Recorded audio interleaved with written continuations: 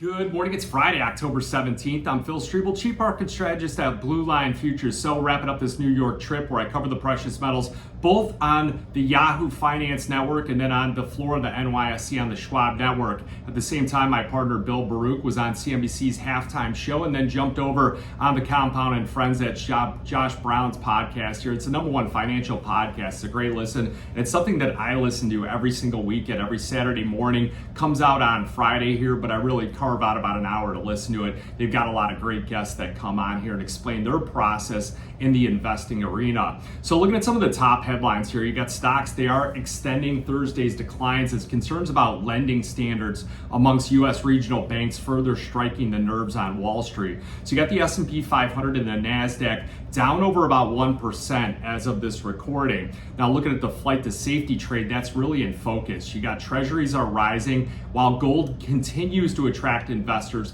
headed for those safe havens. So you got gold up $45 at $43.50, and it's this rout in regional banks that sparked on Thursday, and it's the news that Zions Bancorp and Western Alliance were victims of fraud on the loans. So what I'll watch here and what you guys should throw up on your charts is KRE. That's the regional banking ETF. Put that on your charts here and look for any kind of continued breakdown on that particular ETF. It's holding in at support here that we saw in late July, and it could bounce from here, but a break through this level would be quite alarming. So there's concerns about the credit quality in the US economy that's adding to that investor unease, and that's really the fourth thing on my list. Something you guys will know in my process when I'm trading like precious metals or any of these commodities out here, or even looking at the broad-based indexes. I'll sit there and continue to make checks and balances. What are the things that could potentially lead to cracks in my thesis surrounding any kind of investment vehicle? So you look at those concerns about the credit quality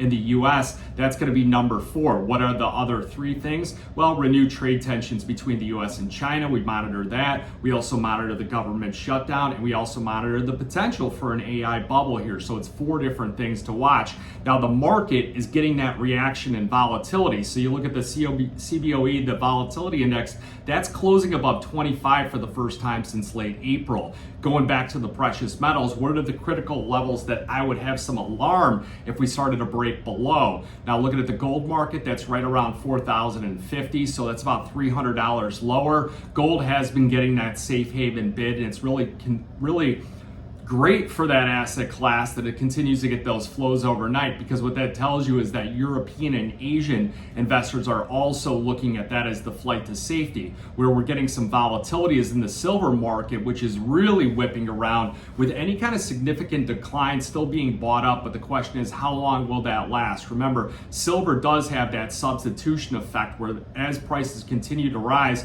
you're gonna see different producers that use this thing as an end product look for substitutions like copper and potentially aluminum. So that critical level on the silver market to watch, 48.25. If we break there, we'll go back to a neutral trend. We'll see if we're going to consolidate before ramping back up again, or is it going to consolidate and break down and make a lower high on the charts. Remember, we got to have a both ways type of strategy going in on these commodities. They go up for a while, they consolidate, they break trends, some new dynamic ways in on these markets. So you look at the ETF flows confirming what we're looking at here in these metals markets. You're seeing a continued increase in gold holdings for the 5th straight day, and they are selling silver in a major way. So the ETFs, they did cut 10.1 million troy ounces of silver from their holdings in that last trading session here, and it's the biggest one-day decrease since February 6th, and most likely throughout the full year. They don't just normally cut 10 million ounces. So that was a big outflow yesterday on silver.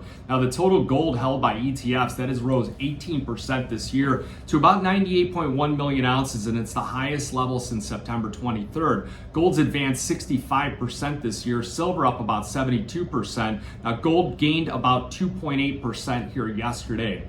Now looking at some equity insights and some sectors in focus, you're gonna have over $3.4 trillion worth of options are set to expire today, with the notional open interest here for this expiration expected to be the largest on record for any October. At the same time, you're seeing stocks see their fifth straight week of inflows here with $12.4 billion according to Bank of America. So you're seeing massive option volume. You're also seeing massive flows into these markets here. Let's see if we start to see an outflow come in before we can call a top on some of these US equities. You look at some of the pre-market movers here. Well, you got Micron, that's one of our holdings, down 4.4% as they look to exit server chips business in China after a ban. That's according to Reuters. You got Bank of America, you've got Wells Fargo, Morgan Stanley, JP Morgan. They are all falling here as US big bank shares fall, with more regional lenders due to report. Now looking at TSM, that is also dropping. That's TSMC, that's one of your Taiwan semiconductor. That's after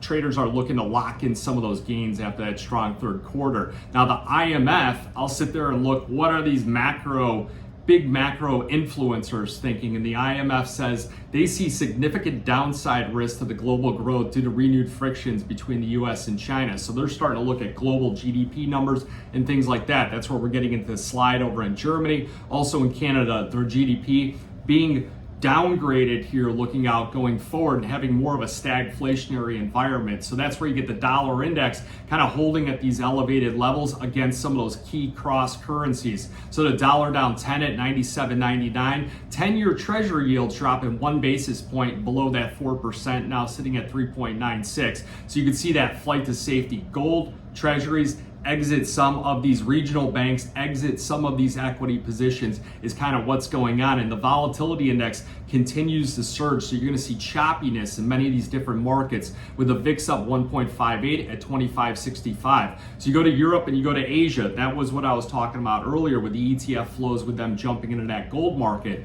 You're seeing European stocks decline, a sharp sell-off here with those US regional lenders here just going through these markets, the global markets, on the growing bank credit concerns. We had this concern back about a year ago where the markets really washed out on that, and there was a lot of talk about it was like Silver Lake lending or some bank like that with that type of name had really collapsed, and there were a few others along with it that were collapsing as well. So you get these Asian stocks, they're declining, hurt by those lingering worries about the US and China, the frictions, the loan problems here. So you got the MSCI Asia Pacific Index snapping a 2-day gain here. Tech and financials were the biggest drags. Now when you go to the earnings, you look at 51 companies of the S&P 500 that have reported earnings so far.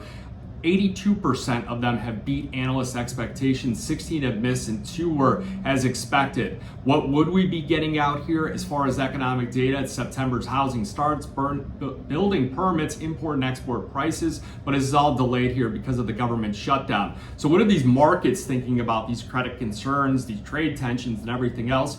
We got this 96.8% chance of a 25 basis point interest rate cut, a 3.2% chance of a 50 basis point cut. We haven't seen 50 basis point cuts in the outlook here since September 3rd, and that was the rising trade tensions between the US and China. So now we've got this new catalyst out there. So we're going to want to continue to watch these markets. Remember, you want to always plan your trades, trade your plan, have a go anywhere strategy here when it comes to these particular markets. And we're going to want to look through some of these charts and see if we start to see some lower highs developing in the broad-based indices. So if you guys got any questions, you want to open up an account, shoot an email to info@bluelinefutures.com. And remember that futures and option trading, it does involve risk of loss. May not be suitable to all investors. Good luck, good trading.